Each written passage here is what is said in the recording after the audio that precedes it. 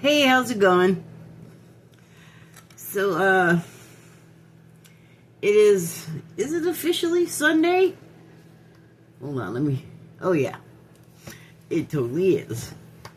So, having a hard time getting rolling here, and I'm learning that's a problem if you want people to watch. However, I can't worry about that because that's gonna, if I start caring about that, that's gonna change the whole tone of what I'm doing here, and I don't want to do that. So I'm a little sad, a little disappointed, and I'm not sure if I should be disappointed and sad with myself or with YouTube. I don't know. See, here's why. Because I have had a few channels. I think this is my fourth one. And so, but that's not really correct though. Because the one I just started, because I got this new phone and I wasn't able at first to transfer over my original YouTube channel, or not the original one, but the one that had been my main one. And and then I figured it out. So, let me say so again, because you need that. Here's the point.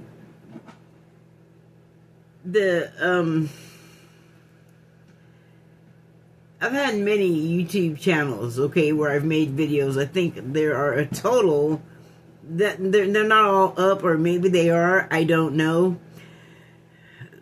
because of this last thing. So I think altogether I've had 5 channels that I put up videos on, but because I lose phones, not like physically misplaced them, but for whatever reason, like they stop working right, or I go to a new company and get issued a whole other phone.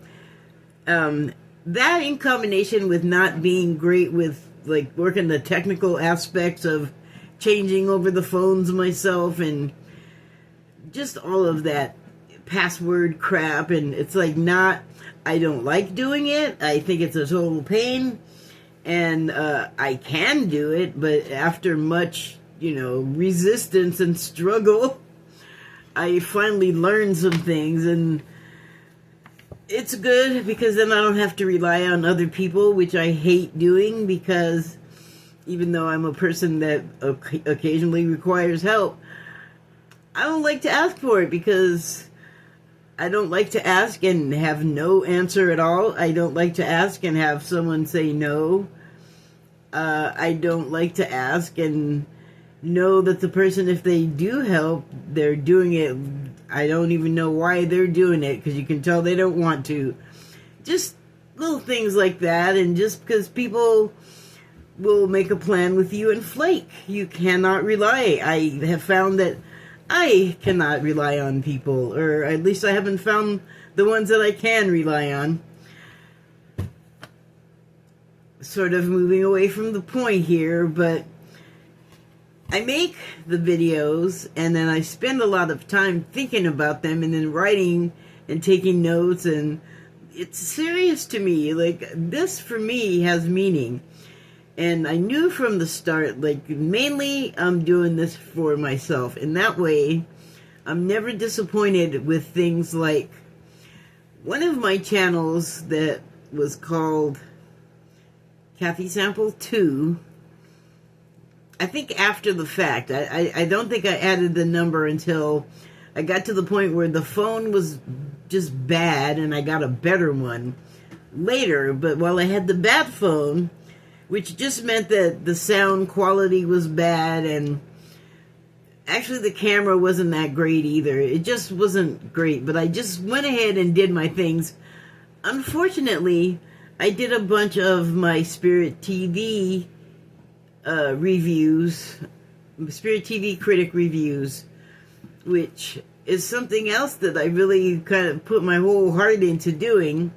And I had some stuff up there on that channel's catalog that I was super proud of, like really happy with. Like, one was my Brendan Fraser appreciation series, which I think I did 5 different movies. I focused on 5 of his. And just because I was like, he's so great. And at the time, no one was like giving him his props. I didn't think. And then I completed that series, which included The Mummy. And then this one especially, I was very like happy with the way it turned out, was when I covered of Gods and Monsters, or Gods and Monsters is what it was called, Gods and Monsters. And it was about James Whale, who is a famous director. Look him up. And then Brendan Fraser, here comes, I didn't invite you to look at my signs, which I would like you to do now, because here is the part where I start spoiling stuff. So, in this movie, Gods and Monsters, Brendan Fraser plays basically a landscaper, handyman type guy that James Whale hires to like do his lawn and stuff. And he's, I think, out in Hollywood from somewhere, like in the Midwest, maybe, somewhere not Hollywood and far from it, to where the character that he's playing is this basically real simple guy, good morals, great work ethic. Like, he's there to do a job, and for every penny, he's like really responsible for his work, and just like a good egg, and then he moves to Hollywood and he gets this job working for James Whale, and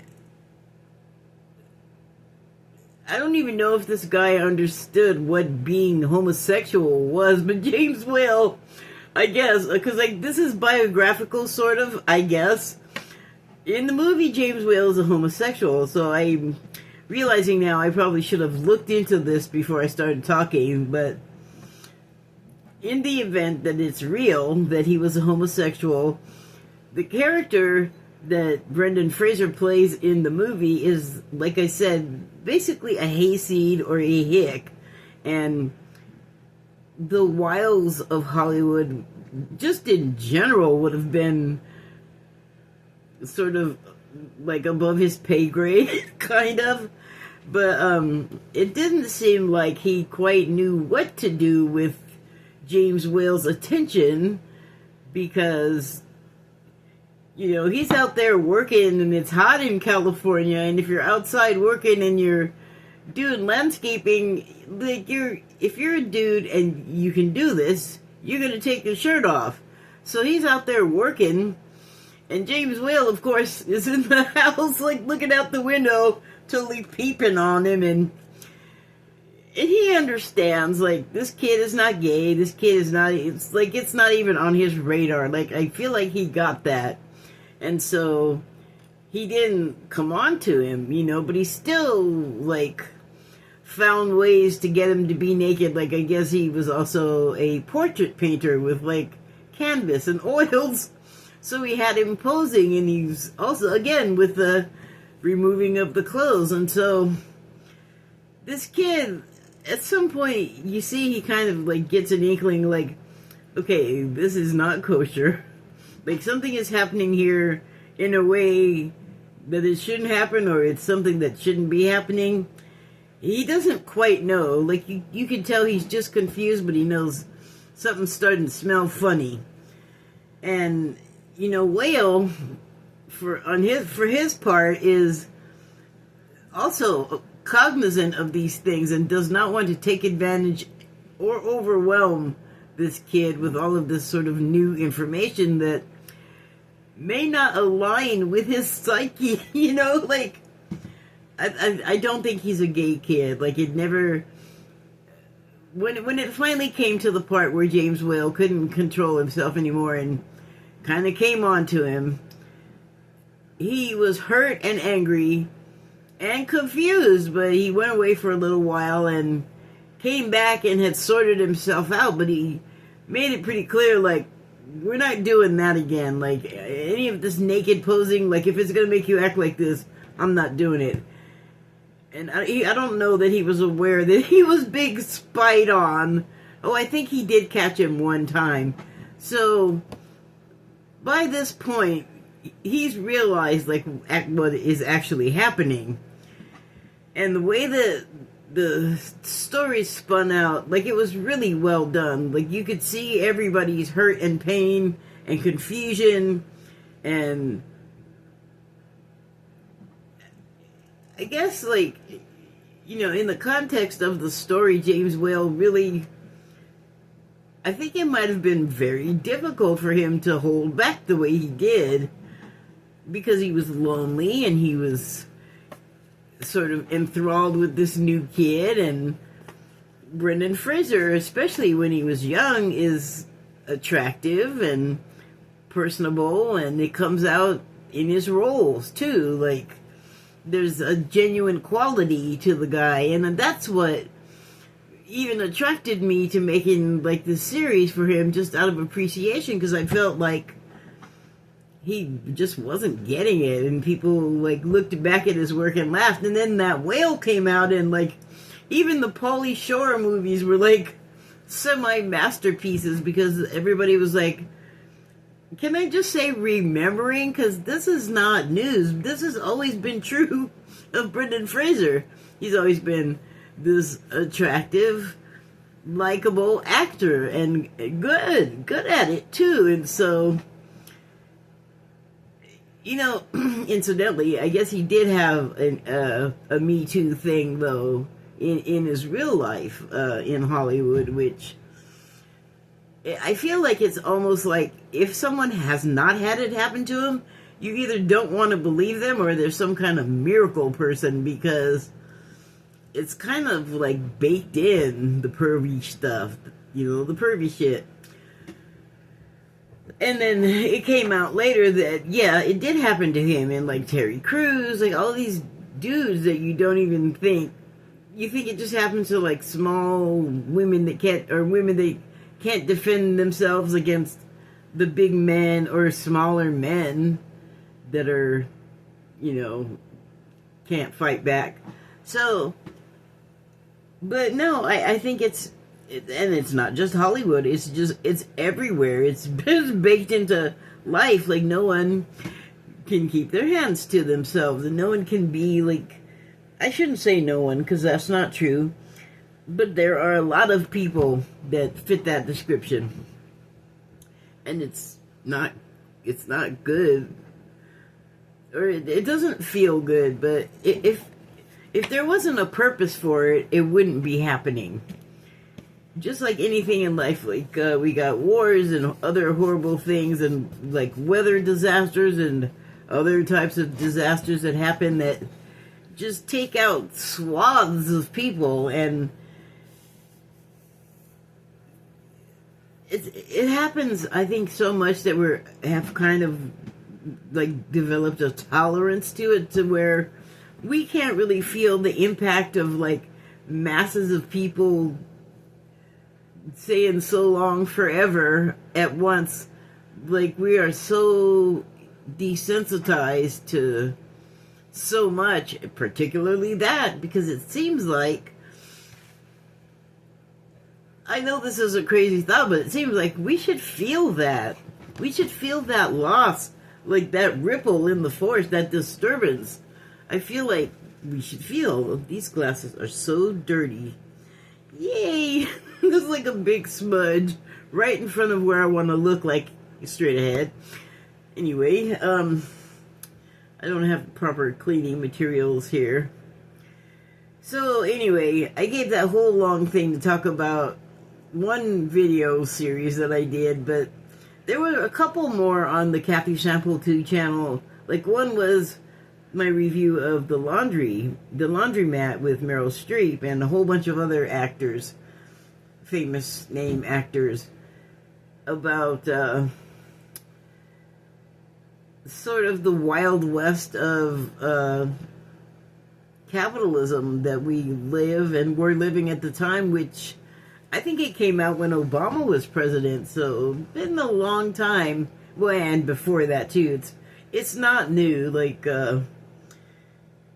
it's more than capitalism. It's like criminal capitalism and offshore accounts and hiding money so that they don't have to pay tax. People that can hide money don't have to pay taxes, which I find ironic because most of the time those people are paying so little taxes on their money that it's criminal, but it's also legal.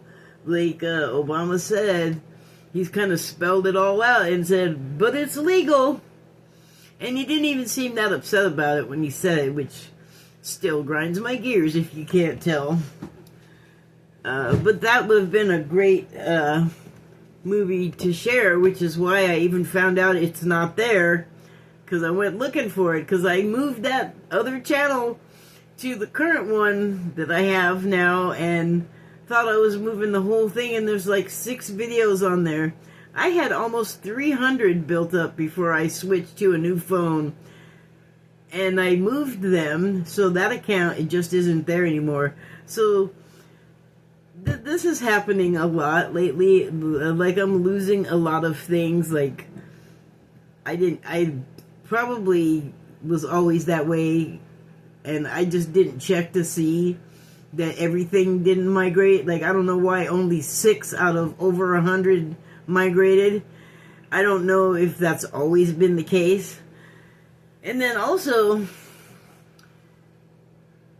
maybe not the James Whale one, but the laundromat one, and the third one that I was not too thrilled disappeared because it was hard to watch, and I did a lot of work on that one, and like I had things that I felt were important to say that I wanted to share, and that's gone, and it was The Secrets of Playboy Mansion first season.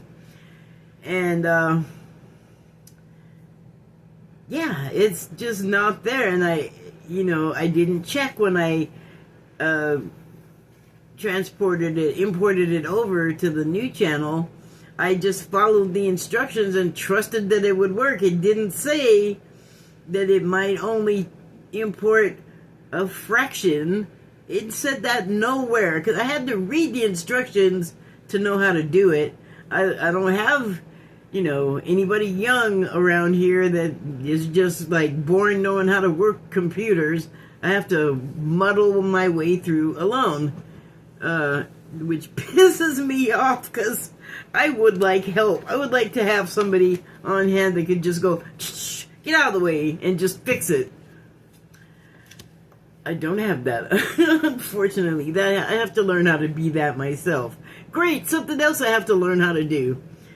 I'm irritated, okay? I'm irritated that I lost that, but I discovered it yesterday, and I've just been trying to get it in a place where it's like, yep, I had that, it was good, and I didn't even know that I had lost what I cared about it, but now that it's gone, I care about it even more. It's like I was going through all kinds of changes, and mainly trying not to just get mad at myself. Why now? It was like, maybe if I would have looked, when did I even start this channel? 3-4 years ago? More? It's kind of like, it's been so long. It's not worth it to get mad. It's like silly to get mad about the loss now. You can't miss what you didn't have. I didn't know I didn't have it. I didn't know it was gone. What am I mad at? I don't know. Waste of time. Don't bother. But it wasn't that fast and simple. It took at least 18 hours to get here to a place where I can talk about it and not have a mouthful of fucks talking about it, like just curses. Because maybe stuff just isn't meant to be around forever. Like, it happens with people, it happens with plants, it happens with anything that decays. So I mean, there's just always an end in sight, pretty much. But that's okay. If I did it once, I can do it again. The saddest thing is that there were no views. And I don't recall that there were a lot of views when I was doing the channel, like 1 or 2 here and there. And those, I guess, are not reflected because only 6 are on there, and none of the good ones that I'm all proud of are the ones. They're all good, like, for me. But the 3 that I mentioned just were meaningful because, like the Brendan Fraser one, like there's no one around with me to see when I'm saying something in advance of it happening. Like me being all appreciative and going, Brendan Fraser's great. Look at how great he is. Look at all this stuff. And then when it was just seemed like it was just me and like his friends out there like cheering for him. And then the whale hits and like the whole world is like, oh my God, Brendan Fraser, we're losing our minds. And I'm like, hey, I just said that. No one looked. So, I mean, seriously, ego-wise, I feel that sucks, but if I cared that much, I'd make a bigger deal about publicizing what I'm doing, and honestly, that is not what I'm going for. Like, if you want to be here and watch it, great. There's just so much out there to compete with, to contend with, and I just don't have it in me for that. Like, I'm not, take it or leave it. So I did pull some cards, and they're like really good cards, which is surprising because it really kind of doesn't feel like that good out there in the world right now, even though the various voices that Spirit uses to speak through will tell you, as bad as it looks, this is the way it's supposed to go, and it's going right, it's going well. I know, sounds crazy, but apparently it's the case. And I don't want to, like, get bogged down in fear. There's certainly plenty of things to respect about threats to your safety being there, but the law of attraction also works in the way of, like, if it's all you can think about, it's kind of dumb. It doesn't know that what you're thinking is good versus bad or scary. It just knows you're thinking of it, and that is like a beacon. And that draws the thing to you. And it may not be you wanting it coming towards you. You're afraid and you want it as far from you as possible, but you couldn't stop thinking about it, so it thinks you're calling it.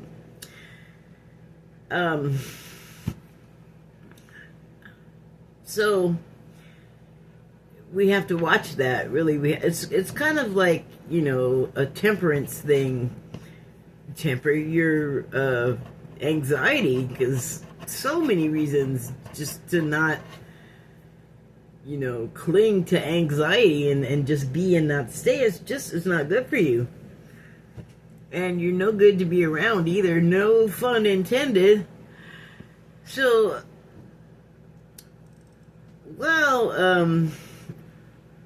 I have like a couple of coping mechanisms, like what I just said.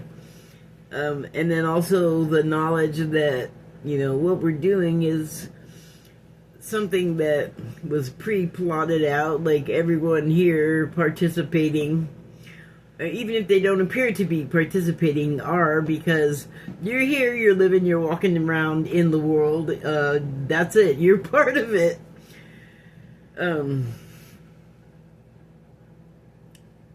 But you may not recall that that's the shape of things. And that is also intended. Like, we come in not remembering what we planned to do once we got here on purpose, because part of the whole game, the fun of it, the reason we're here is to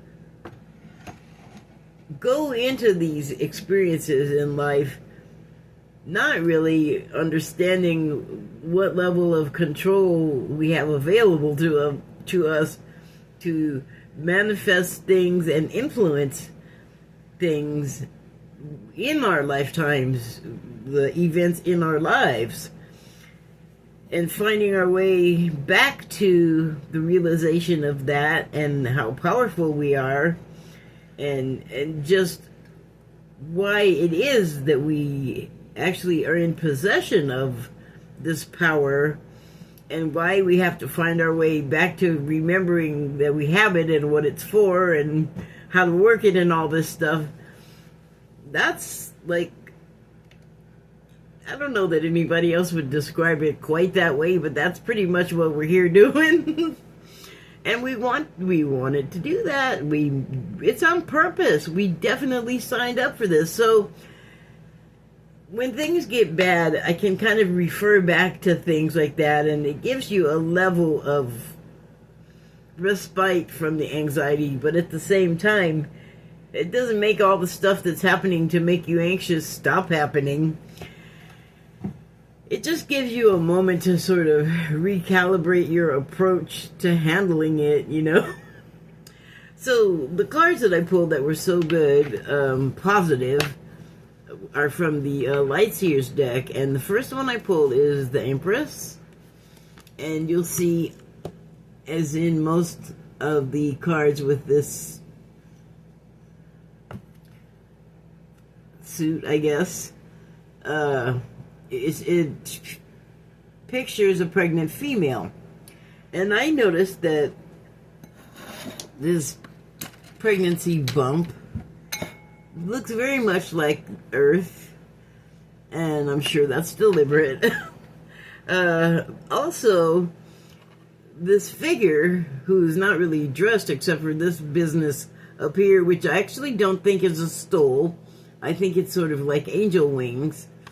Or, I mean, maybe it's like an unusual depiction of Gaia. I don't know, but there's definitely a lot of Gaia things happening right now to the planet, and different things for different reasons are linked to human activity. One big thing, though, is the experience that you have when you're in the places where there's Earth activity, possibly what we call disasters. But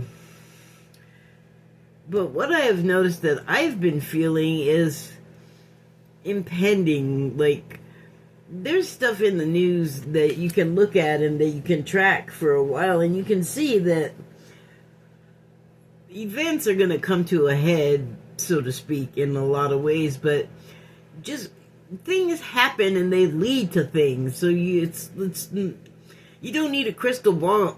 You don't need a crystal ball to see that certain things are gonna do things in the past, like cycles are gonna come to an end, you know, things that are happening are gonna run their course. That's always the case, right? But it just feels like this is showing that there is indeed stuff going on, stuff that's going to happen. And also, this pregnant person doesn't look like they are going to be pregnant very much longer. Like, it seems to be the end of the term, which is the end of her being pregnant, but the beginning of the child's life. So one window closes, another one opens, sort of deal there. And, you know, it's your new life, your new child that you just brought into being, and you know it's like a sort of a precarious situation, and you have to remember not to be fearful because, you know, we have the fight or flight mechanism there for our protection.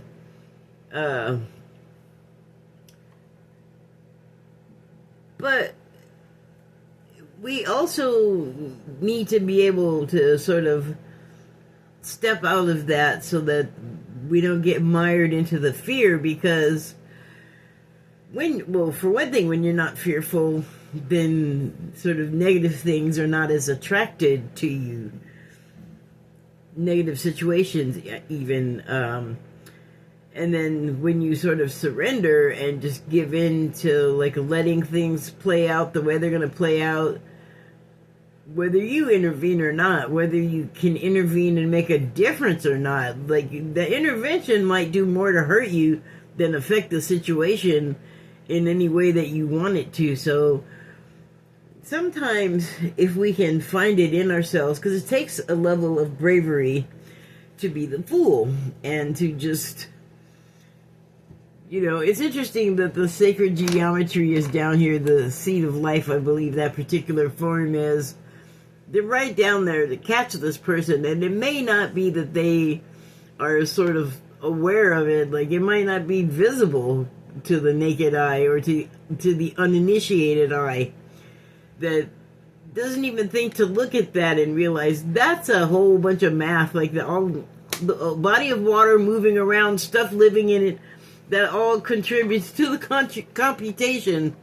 But the seed of life is like a math symbol to me. That also happens to look like a net here to catch this person.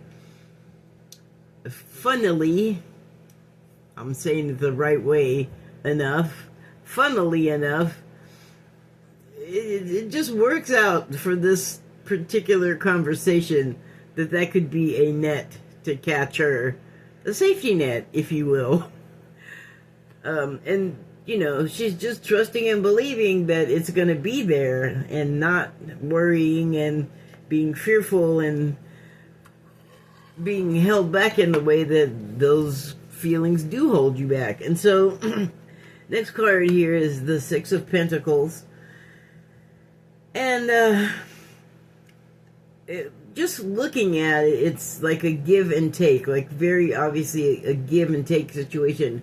But what I mean is that beyond this hand, so apparently dropping coins into this hand, giving, and this hand accepting, receiving, and also taking, what I meant is that it's a reciprocal situation. And if you look around the hands, there seems to be a circular suggestion there.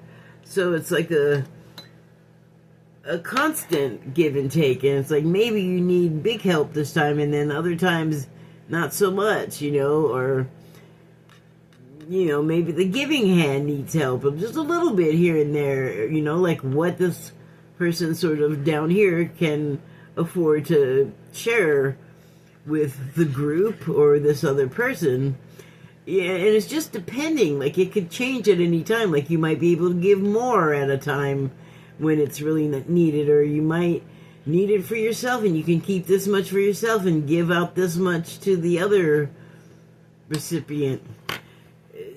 Sort of a flow of activity is what I'm seeing in there, but I'm just going to read from the book real quick because I just sort of want to actually, I guess, clear it up for myself. So the Six of Pentacles. The Six implies generosity due to financial security. There's a sense of balance and equilibrium with wealth and appreciation of status. Well, I agree. It agreed with me up to the point where it started talking about appreciation of status. That almost made me think like, here, I'll give you some alms and you better respect the hell out of me for giving you some change out of the lint in my pockets. Like I said, for me, this picture at least suggests a more reciprocal situation where it's not so much like the wealthy person doling out, little coins to the poor. It's like two entities are working at something together and giving each other what they need as they need it. So the next card I pulled was the Three of Cups, and this suggests a partnership. I'm gonna read again and get a more detailed question, a more detailed what the book has to say about the card. I'm losing my words. The Three is the card of friendship and camaraderie. It encourages a happy gathering with one's closest friends. Well, I mean, it's always good to get together and replenish that sort of feeling that you can only get from teaming up with people and working together, because there's definitely a different sort of mix of emotions and the chemicals that go along with those. It's different when you're working alone, and it's different too working with other people. I hope that didn't sound too confusing.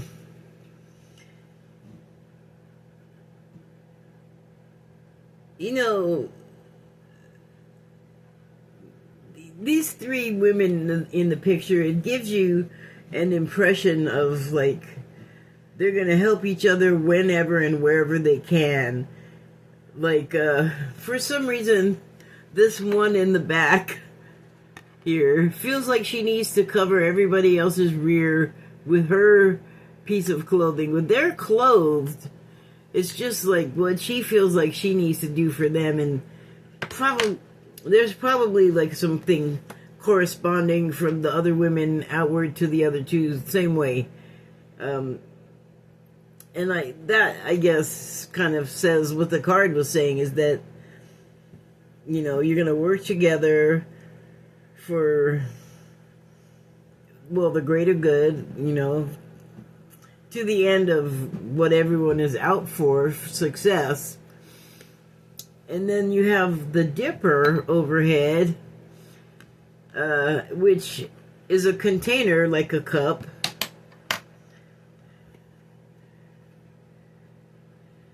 And the cups hold liquid, and liquid is emotion, and like it or not, that is associated with women, but we can work together and work through that. It's not actually an impediment for us or anything to be ashamed of, where it might be if you're working with men too, who they just completely experience those things differently than women. It's like a failing or a weakness, and for us it's like what doesn't kill you makes you stronger, and if it takes some crying to get through it, if that's all it takes, then good for you, because you know that's over pretty quick, and it's very detoxifying and it feels good. So go ahead and think it's weak non-criers and hyper male types that can't do the woman stuff. You're just hurting yourself. And so the final card is the Two of Cups. And you can see that is another type of partnership, although this suggests with just the two people a romantic partnership. And then also you can see what the blending of the two gives to each other. And it's in a bowl, so it's like for each other, but bowls are for sharing, or they can be. So whatever these two can create together can go further than just their own personal experience and benefit. I'll just go read a little bit more about these cups and see what they have to say about the two. Sometimes I feel like I'm saying stuff that the card is not about. And I don't want to do that. I want to try and get it as close to correct as I can. Ooh, pardon me. They do have a meaning. Okay, I'm in the section. Oh, I'm in the wrong section though. Those are not cups. Oh, that's not what I want either. Here we go.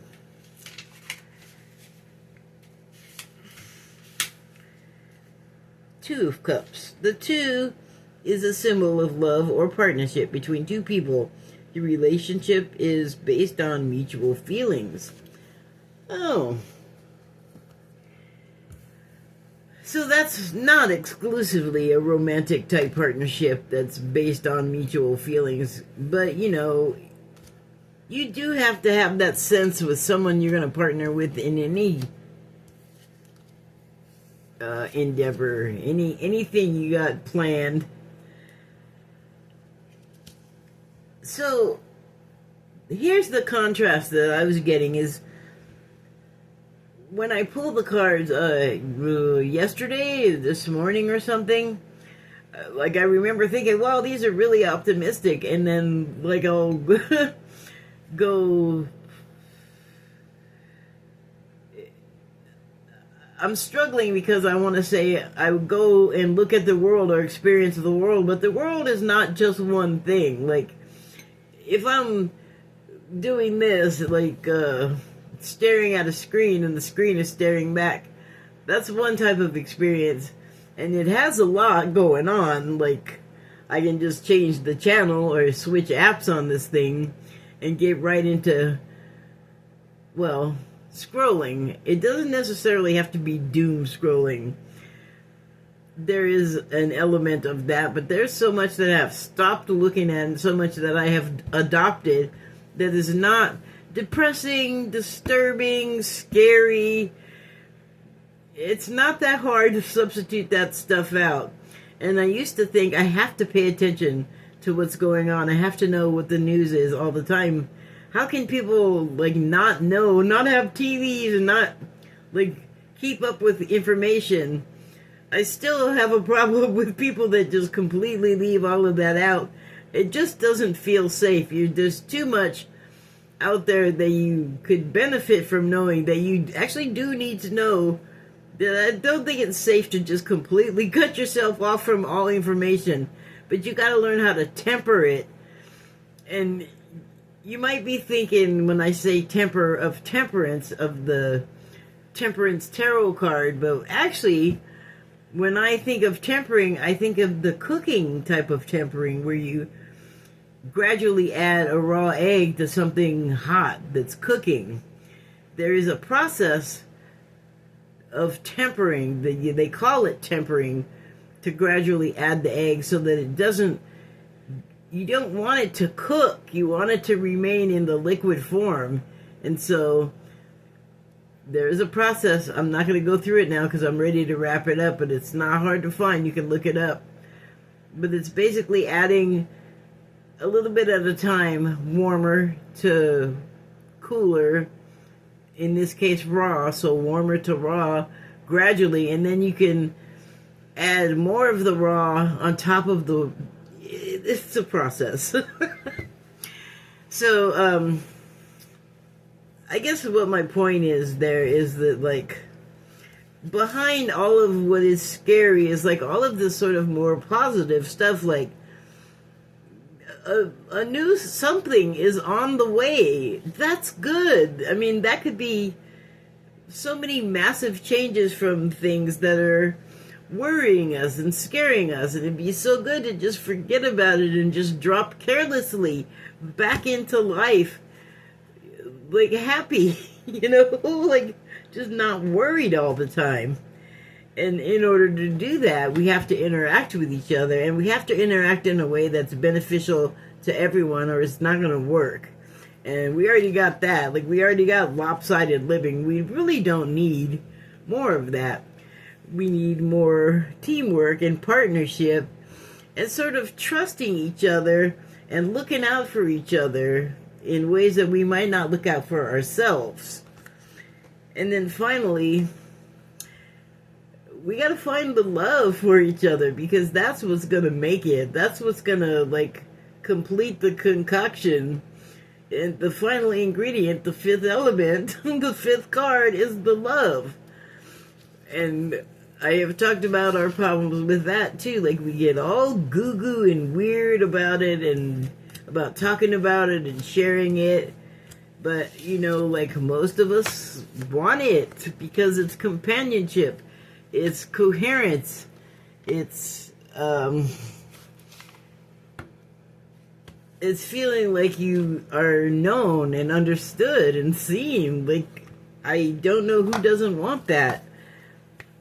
You know, I was thinking earlier of those of us that live sort of on our own, and I haven't really thought much about what other people think of it, and I should have, because I remember when I was younger coming across a news story about this woman, and she just lived on her own, and she worked in janitorial, so she was like she cleaned buildings, office buildings, and she didn't have kids, and she didn't ever marry. And the reason why she was in the news was because, well, she's living this life which sounded kind of solitary.